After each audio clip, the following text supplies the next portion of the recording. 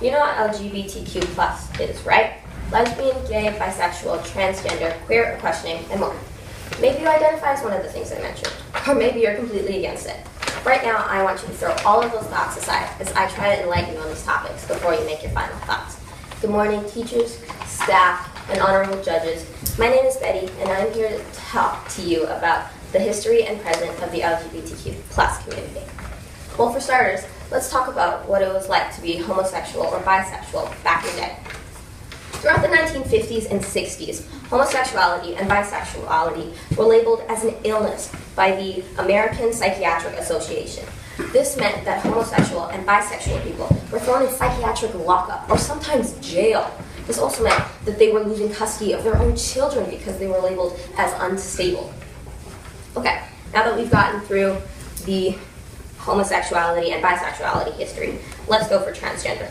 Transgender means someone who is one gender but identifies as the other.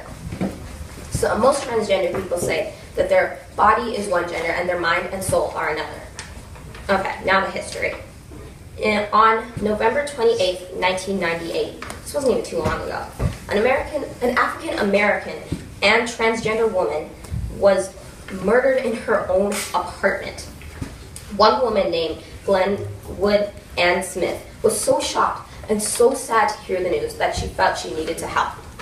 So on November 20th, she made the Transgender Day of Remembrance to honor all of the trans people who lost their lives just to try to help future transgender people's lives easier.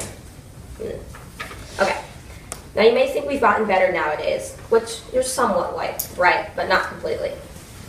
Since Trump is now the American president, he has removed a law that stated any student in any school can use any bathroom that corresponds with their gender, which meant if you identified as a male, you could use a male washroom. If you identified as a female, you could use a female washroom. Because this law is now removed, you are only allowed to use the bathroom that corresponds with the gender you were born with, not the one that you identify with. Now only a few select schools allow their trans students to use whatever bathroom they would like. It's not all that bad though. There are more rallies, protests, and parades to combat all the negativity. Also, not too long ago, I was out with my mom and uncle, and we went down to Vancouver.